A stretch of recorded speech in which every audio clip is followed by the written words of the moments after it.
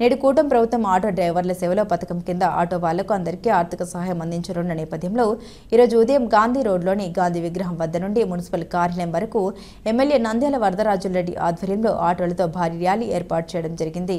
ఈ కార్యక్రమంలో పెద్ద ఎత్తున ఆటో డ్రైవర్లు, యూనియన్ నాయకులు, ఆటో డ్రైవర్లు, కూటమి ప్రభుత్వ నాయకులు, కార్యకర్తలు, నందమూరి అభిమానులు పాల్గొన్నారు। ఆలోచనతో మీరందరూ గత ప్రభుత్వం, కేంద్ర రాష్ట్ర ప్రభుత్వంలో తెలుగుదేశం పార్టీ, సెంట్రల్ బీజేపీ ప్రభుత్వాన్ని ఎన్నుకోవడం జరిగింది। మరి అప్పుడు ఎన్నికల్లో కొన్ని వాగ్దానాలు చేశారు। ముఖ్యమంత్రి అయితే మేము ఇది చేస్తాము, కేంద్ర మంత్రి, ప్రధానమంత్రి అయితే ఇవన్నీ చేస్తామని చెప్పిన దాని మీద మరి ఇప్పుడు సంవత్సరం 4 నెలల కాలమైంది రాష్ట్రంలో ప్రభుత్వం ఏర్పాటై।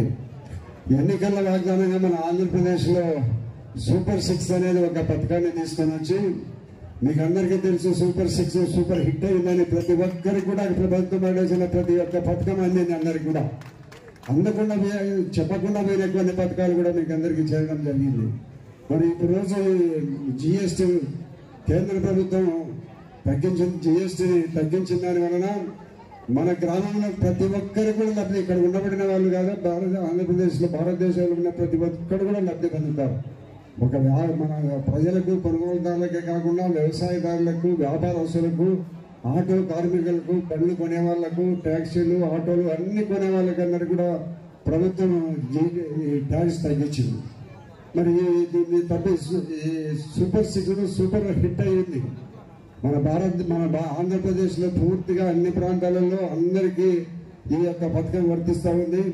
భారతదేశంలోని మన నరేంద్ర మోడీ గారు ఇవన్నీ ఈ జిఎస్టీ తగ్గించిన దాని వల్ల భారతదేశం మొత్తం మీద అందరికీ లబ్ధి చేకూడడం జరుగుతుంది। కాబట్టి మన ఆంధ్రప్రదేశ్లో మన ముఖ్యమంత్రి గారికి కేంద్ర ప్రభుత్వం కంటే రెట్టింపుగా సూపర్ 6 చెప్పినారు। ఈ సూపర్ 6 చెప్పిన దాని మీద ఆయన ఈ రోజు వరకు కూడా ప్రతి ఒక్క దాంట్లో కూడా నెరవేరుస్తూ, ఏ అయితే ఎన్నికల వాగ్దానం చేశారో అవన్నీ ప్రతి ఒక్కటి నెరవేరుస్తూ రావడం జరిగింది। అదే కాకుండా కొన్ని అదనంగా కూడా చేయడం జరిగింది। కాబట్టి మనం చంద్రబాబు నాయుడు గారి మీద నమ్మకం ఉంచి మీరందరూ గత ఎన్నికల్లో ఓట్లు వేసి గెలిపించిన దానికి మనమందరూ ఆయన ప్రతిఫలం పొందుతున్నాం।